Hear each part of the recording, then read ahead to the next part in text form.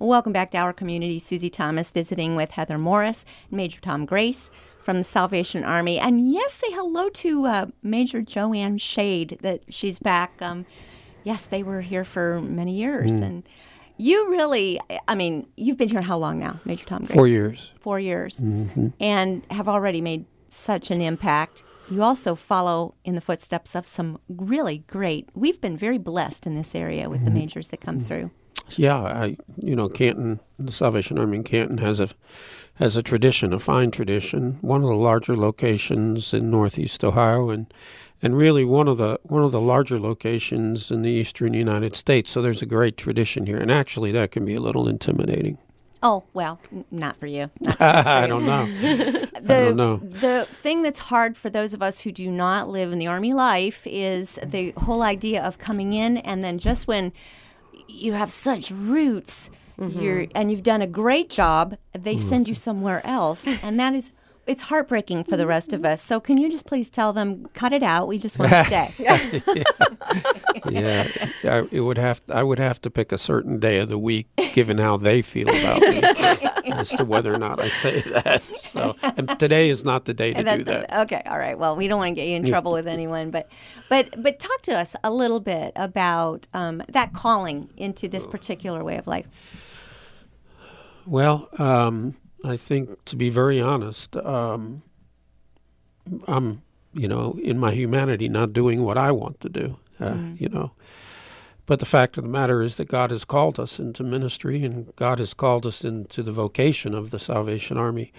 For all the challenges we face day to day, and as hard as the work can be, I do have a great appreciation for the Salvation Army, the work that we do, service. I think there are churches that would love to have the opportunity that we have for ministry. And I'm always mindful of that reality, that doors are open to us. The Army name is recognized worldwide and respected worldwide. Yes. So it's a calling. And if I had my druthers, today I'd be wherever the next senior PGA Tour event is going to be playing my practice rounds. Golfing, yes. Yeah, that's what I would if I had my druthers, but that's not what I have, and not called to do. That's not what I'm called to do, and so and ironically, I think when we talk about giftedness, my giftedness, I think, is probably in the area of preaching and teaching, and that's unfortunately. Yeah, it's a small part of what we do. There's so much else that we have to do on a daily basis. So the truth of the matter is that when I go in the office on any given day, I'm in way over my head. What a nice, humble way to approach any day. It's not humility, it's the truth. But doesn't God use us right there? That gives him all room in the world to do his work. Yeah. Because our ego is not in the way.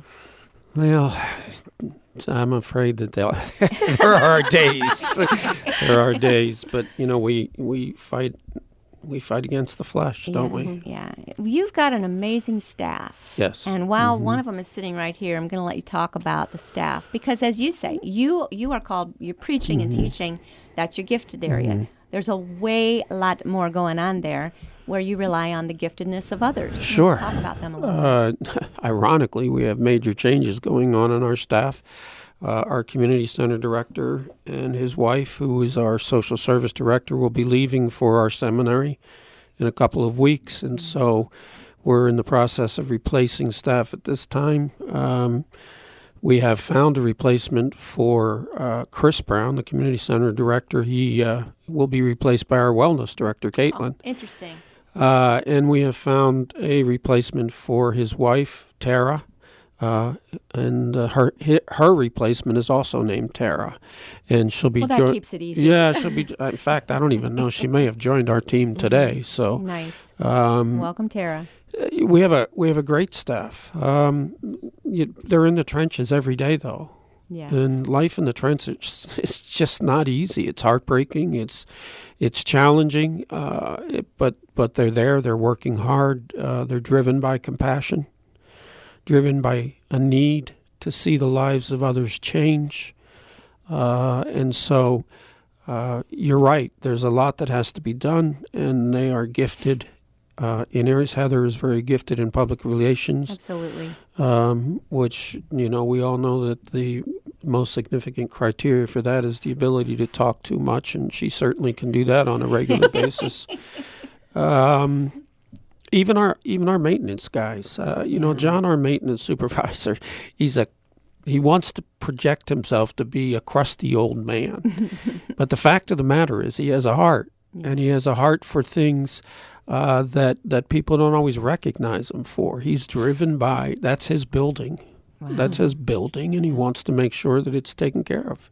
I think the volunteers also feel almost like employees because they feel an absolute part of this ministry. Talk to me a little bit about your volunteers and maybe some, with these new services, maybe some new volunteer opportunities for someone who would say they'd love to join up. Well, I will just say, I'll start with that we always could use people down in our choice pantry because we do like to have each person have a shopper, somebody that's with them and helps them out, to think of like, what things do I need to put a meal together? That's something that some people need to be taught, right? Or given suggestions. So that is always something that we could use help with.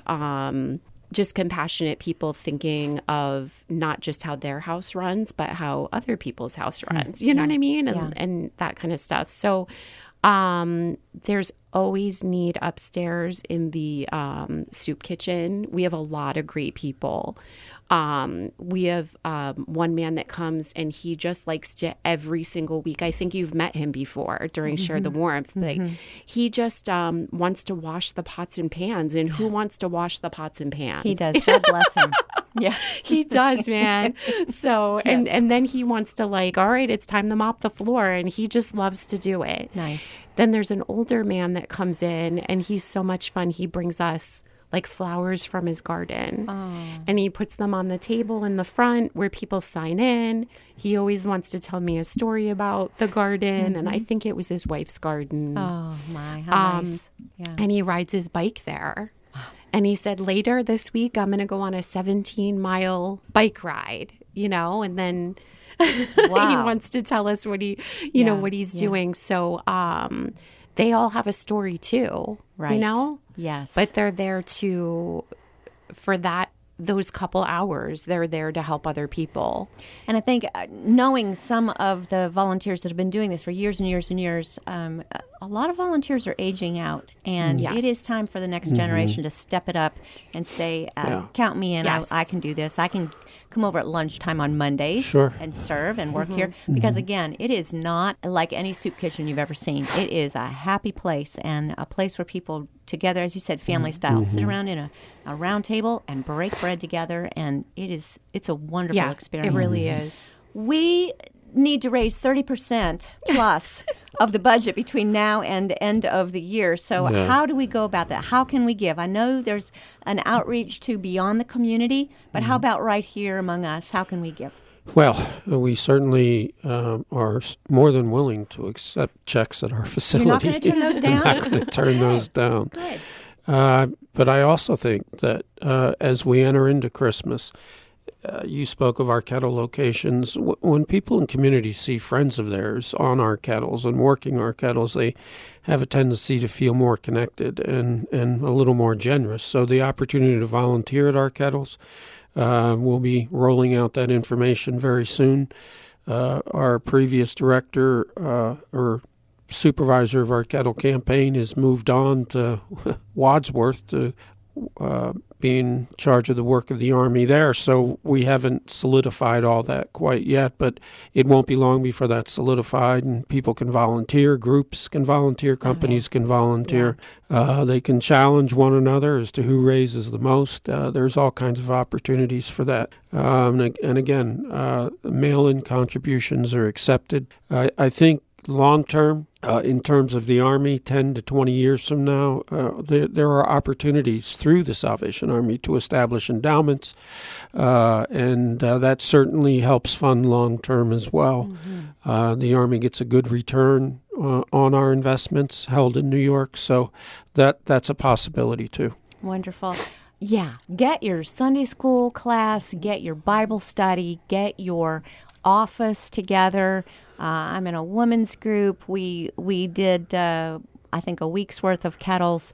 And let me give you one fun suggestion. The gal that I was ringing with last Christmas, she brought her 3-year-old Oh, along. yeah. Oh, yeah. No one could turn him down. No. It was almost not fair. That's because smart. he just stood there and he would ring a bell and, will you give? And probably had his cute hat and gloves on. Yes, he was adorable. We didn't have to do a thing other than say thank you. And Yeah. people would give us a dirty look like, okay, that wasn't fair. But she's like, hey, sorry. Well, and the thing too is like bring that group down to us so that we can give you a tour and show you Nice. where the money that you're raising Right. is going towards. I mean, there's something happening all the time. And there is something to be said for giving to our own community because this money stays in our own community Yes. and it is going to be serving the friends and neighbors that are Yes. right here. You never know. Sometimes you are one Right. crisis away Oh. from needing a service Right. from the Salvation Army. And I don't know who said this. It may have been me, but I'm getting older and I can't remember half the things I said. But, you know, the benchmark or the quality of any community is how they take care of those in need in their community. Yes. And the wonderful thing about Canton is that there are organizations who do that. There are organizations whose mission is to do that. So I just want to state very emphatically, we are not in competition with other organizations. Our preference is to partner Yes. and collaborate with other organizations. But in reality, Canton works hard to take care of its own. Awesome. Website? Yeah. We're actually working on the website Right. right now because it was a little generic.